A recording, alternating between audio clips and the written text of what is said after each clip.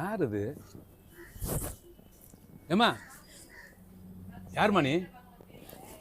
யார் நீ? திரும்ப வர்றேன். யார் நீ? யாரும்மா நீ? என்ன பண்றீங்க? இந்த இந்த வழியா போனீங்கன்னா சரி பழம் நல்லா இருந்துச்சு, சரி. பசியா இருக்கும், சரி ஒரு பழம் பறிச்சு சாப்பிடலாமேன்னு பறிச்சேன். அப்படியாம்மா? சரி வா போலாம்.